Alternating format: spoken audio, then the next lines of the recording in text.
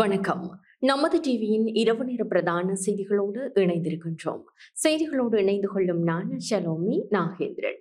விரிவான செய்திகளை பார்ப்பதற்கு முன்னர் முதலில் தலைப்புச் செய்திகள்.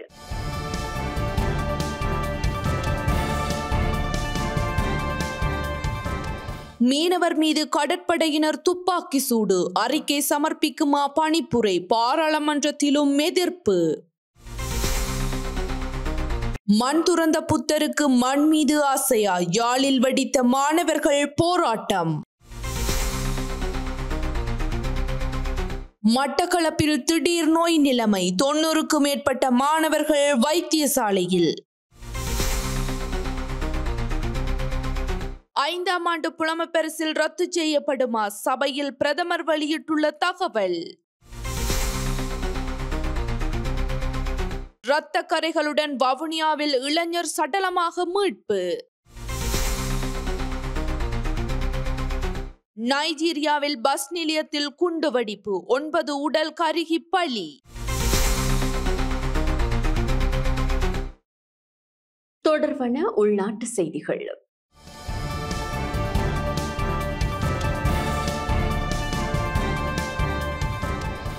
திருகோணமலை குச்சவெளி பகுதியில் மீனவர் ஒருவர் கடற்படையினரின் துப்பாக்கிச் சூட்டிற்கு இலக்கான சம்பவம் குறித்து கடற்படை விசாரணைகளை ஆரம்பித்துள்ளது. இது தொடர்பில் கருத்து தெரிவித்துள்ள கடற்படை பேச்சாளர், சட்டவிரோதமான முறையில் மீன்பிடியில் ஈடுபட்ட சில தரப்பினரை கைது செய்து கரைக்கு அழைத்து வர முற்பட்ட போது அவர்கள் கடற்படையினரின் பிடியிலிருந்து தமது படகை விடுவித்து தப்பித்து செல்ல முற்பட்டுள்ளனர். கடற்படையினர் எச்சரித்ததுடன் எச்சரிக்கை துப்பாக்கிச் சூடு நடத்திய போதிலும் அவர்கள் தொடர்ந்தும் தப்பிச் செல்ல முற்பட்டதால் அவர்களை கட்டுப்படுத்துவதற்கு கடற்படையினர் முயன்றுள்ளனர். அதன்போது குழப்பம் ஏற்பட்டு தங்களது உயிருக்கு ஆபத்து ஏற்படும் வகையிலான செயற்பாடுகள் இடம்பெற்றதால் கடற்படையினர் துப்பாக்கி சூடு நடத்தியதாகவும் அதில் மீனவர் ஒருவர் காயமடைந்ததாகவும் கடற்படை பேச்சாளர் தெரிவித்துள்ளார். குறித்த மீனவர்களை கட்டுப்படுத்துவதற்கான முயற்சியின் போது கடற்படையை சேர்ந்த 2 காயமடைந்ததாகவும் அவர் குறிப்பிட்டுள்ளார். இதனிடையே சம்பவத்தில் காயமடைந்த மீனவர்கள் உள்ளிட்ட தரப்பினர் வைத்தியசாலையில் அனுமதிக்கப்பட்டு சிகிச்சை பெற்று வரும் நிலையில் விசாரணைகள் ஆரம்பிக்கப்பட்டுள்ளதாகவும் கடற்படை பேச்சாளர் தெரிவித்துள்ளார். இதேவேளை பாராளுமன்ற உறுப்பினர் இம்ரான் மஹ்ரூப் இன்றைய பாராளுமன்ற அமர்வில் இவ்வாறு கருத்து தெரிவித்தார். குச்சவெளி பிரதேசத்திலே ஒரு துப்பாக்கிச் சூடு நடைபெற்றிருக்கின்றது. குறிப்பாக அது மீனவர்களுக்கான ஒரு பிரச்சனையாக காணப்பட்டு பின்னர் ஒரு துப்பாக்கிச் சூட்டின் மூலம் ஒரு இளைஞர் காயமடைந்திருக்கின்றார். ஆகையால் இந்த சம்பவங்களை பார்க்கின்ற பொழுது உண்மையிலே ஒரு கவலையான ஒரு விடயமாக காணப்படுகின்றது. குறிப்பாக நாங்கள் அந்த மாவட்டத்தை பிரதித்துவப்படுத்துகின்ற பாராளுமன்ற உறுப்பினர் என்ற அடிப்படையிலே பல நேரங்களிலே நாங்கள் இந்த மீனவர்களுடைய பிரச்சனைகளை இங்கிருக்கின்ற அமைச்சர்களுக்கும் அரசாங்கத்தினுடைய கவனத்துக்கும் கொண்டு வந்திருக்கின்றோம். அந்த அடிப்படையிலே தான் இன்று கடல் தொழில் திணைக்களத்தினால் முறையாக வழங்கப்பட்டிருக்கின்ற சுருக்குவலை அனுமதி பத்திரம் பெற்ற மீனவர்கள் தாக்கப்பட்டிருக்கின்ற இந்த செய்தி உண்மையிலே ஒரு கண்டிக்கத்தக்க ஒரு விடயமாக காணப்படுகின்றது. இதேவேளை இந்த சம்பவம் தொடர்பில் விசாரணைகளை முன்னெடுத்து அறிக்கை சமர்ப்பிக்குமாறு கடற்றொழில் அமைச்சர் பணிப்புரை விடுத்துள்ளார். முடிவொன்றுக்கு வர முடியும் எனவும் அடுத்த கட்ட நடவடிக்கையை முன்னெடுக்க முடியும் எனவும் அமைச்சர் தெரிவித்தார். திருகோணமலை குச்சவெளி கடற்பரப்பில் நேற்று சட்டவிரோத மீன்பிடி நடவடிக்கையில் ஈடுபட்டார் என கூறப்படும் மீனவர் மீது கடற்படையினர் மேற்கொண்டனர் என கூறப்படும் துப்பாக்கி சூட்டில் ஒருவர் காயமடைந்துள்ளார். இது தொடர்பில் அமைச்சரின் கவனத்திற்கு கொண்டு வரப்பட்டுள்ளது. இந்நிலையிலேயே சம்பவம் தொடர்பில் அவர் அறிக்கை கோரியுள்ளார். யாழ்ப்பாண பல்கலைக்கழக மாணவர்கள் இன்று கவன ஈர்ப்பு போராட்டம் ஒன்றினை முன்னெடுத்தனர். யாழ் பல்கலைக்கழகத்திற்கு முன்பாக இவர்களது போராட்டம் முன்னெடுக்கப்பட்டது. குருந்தூர் மலையில் கைது செய்யப்பட்ட விவசாயிகளை உடனடியாக விடுதலை செய்யுமாறு கூறி இந்த போராட்டம் முன்னெடுக்கப்பட்டது. இதன்போது போராட்டத்தில் ஈடுபட்ட மாணவர்கள் மண் துறந்த புத்தருக்கு மண் மீது ஆசையா, தொல்லியல் திணைக்களம் அரசின் கைக்கூலியா, இந்த மண் எங்களின் சொந்த மண். பண்பாட்டு இனப்படுகொலையை நிறுத்து. குருந்தூர் மலையில் கைது செய்யப்பட்ட விவசாயிகளை விடுதலை செய். வடக்கு கிழக்கு தமிழர் தாயகம். இனப்படுகொலை இராணுவமே வெளியேறு. தமிழரின் நிலம் தமிழருக்கே சொந்தம். ஆட்சிகள் மாறினாலும் காட்சிகள் மாறவில்லை என கோஷமிட்டு பதாதைகளை ஏந்தியவாறு போராட்டத்தில் ஈடுபட்டனர். தரம் 5 புலமை பரிசில் பரீட்சையை ரத்து செய்வது தொடர்பில் அரசாங்கம் எந்த தீர்மானத்தையும் இதுவரை எடுக்கவில்லை என பிரதமர் ஹரணி அமரசூரிய தெரிவிக்கின்றார். தரம் 5 புலமை பரிசில் பரீட்சையை ரத்து செய்வது குறித்து தற்போதைக்கு எந்த முடிவும் எடுக்கப்படவில்லை என்று பிரதமர் ஹரணி அமரசூரிய தெரிவித்துள்ளார். இன்று பாராளுமன்றத்தில் எழுப்பப்பட்ட கேள்விக்கு பதிலளிக்கும் போதே அவர் இவ்வாறு தெரிவித்திருந்தார். இதன்போது மேலும் கருத்து தெரிவித்த அவர், கல்வி சீர்திருத்தங்கள் அறிமுகப்படுத்தப்படும் போது தேர்வு முறைகளில் சில மாற்றங்கள் செய்யப்படும் என்று பிரதமர் அமரசூரிய மேலும் குறிப்பிட்டார்.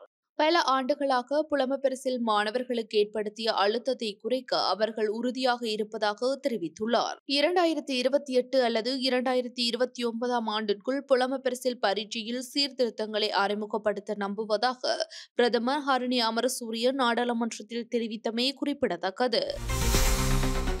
மட்டக்களப்பில் திடீர் நோய் நிலைமை காரணமாக 3 பாடசாலைகளைச் சேர்ந்த 90க்கும் மேற்பட்ட மாணவர்கள் வைத்தியசாலையில் அனுமதிக்கப்பட்டனர். மட்டக்களப்பு நகரில் அமைந்துள்ள 3 பாடசாலைகளில் இடவேளையின் போது குறித்த பாடசாலைகளில் அமைந்துள்ள சிற்றுண்டி சாலைகளில் உணவு வாங்கி மாணவர்கள் உட்கொண்டுள்ளனர். அவ்வாறு மாணவர்கள் வாங்கி உட்கொண்ட உணவு ஒவ்வாமையால் மாணவர்கள் வைத்தியசாலையில் அனுமதிக்கப்பட்டுள்ளனர். அவ்வுணவை உட்கொண்ட மாணவர்களுக்கு வாந்தி, தலை சுற்று ஏற்பட்டதன் காரணமாக உடனடியாக மாவட்ட பிராந்திய சுகாதார சேவை திணைக்களத்தினர் துரிதமான நடவடிக்கை மேற்கொண்டு நோய்க்காவு வண்டிகள் மூலம் மாணவர்கள் மருத்துவமனைக்கு கொண்டு செல்லப்பட்டு அவசர பிரிவில் அனுமதிக்கப்பட்டுள்ளனர். மட்டக்களப்பு பிராந்திய சுகாதார சேவை தொற்றா நோய்கள் பிரிவின் வைத்திய அதிகாரி எஸ். உதயகுமார் சம்பவம் இடம்பெற்ற இடத்திற்கு சென்று விசாரணைகளை மேற்கொண்டுள்ளார்.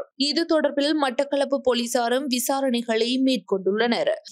குறித்த பாடசாலைகளில் இயங்கி வரும் சிற்றுண்டி சாலைகளுக்கு ஒரு இடத்திலிருந்தே உணவு விநியோகித்துள்ளதாக ஆரம்பகட்ட விசாரணைகளில் தெரியவந்துள்ளது.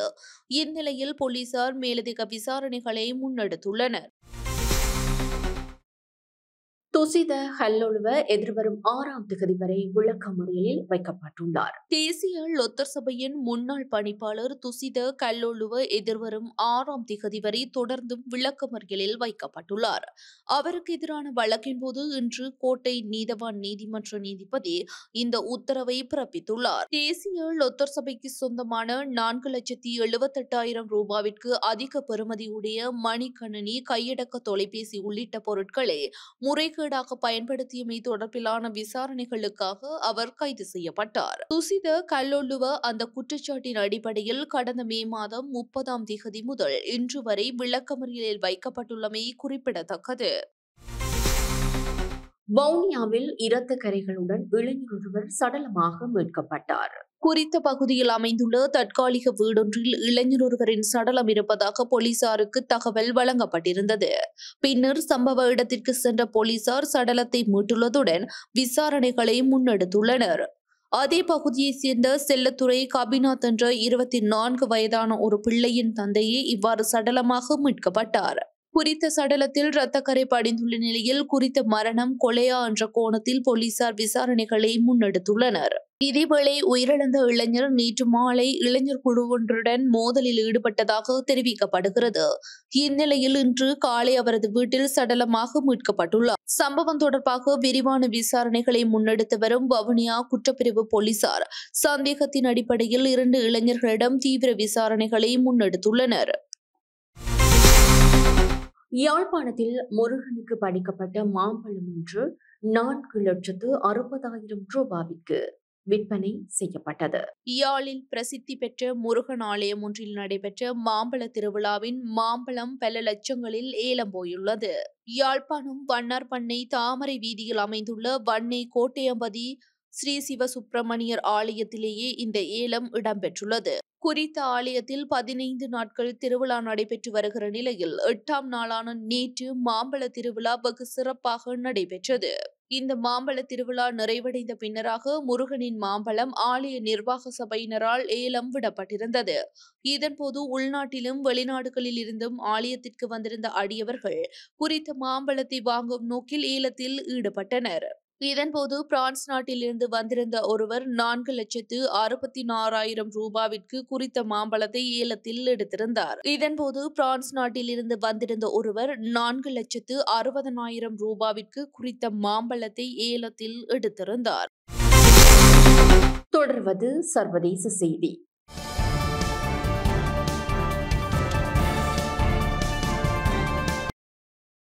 மேற்கு ஆப்பிரிக்க நாடான நைஜீரியாவில் இடம்பெற்ற குண்டுவெடிப்பில் 9 பேர் பலியாகினர். நைஜீரியா போர்னோ மாகாண பஸ் நிலையத்தில் பலர் நின்று கொண்டிருந்தனர். அப்போது பஸ் நிலையத்தில் பஸ் வந்து நின்றதும் பயணிகள் பலர் அதில் ஏற முயன்றனர். அப்போது அங்கு யாரும் எதிர்பாராத விதமாக குண்டு பயங்கர சத்தத்துடன் வெடித்து சிதறியது. இந்த விபத்தில் சிக்கி 9 பேர் சம்பவ இடத்திலேயே பலியாகினர். படுகாயமடைந்த பயணிகள் பலர் மீட்கப்பட்டு வைத்தியசாலையில் அனுமதிக்கப்பட்டுள்ளதாக வெளிநாட்டு ஊடகங்கள் செய்தி வெளியிட்டுள்ளன. தொடர்வது விளையாட்டுச் செய்தி.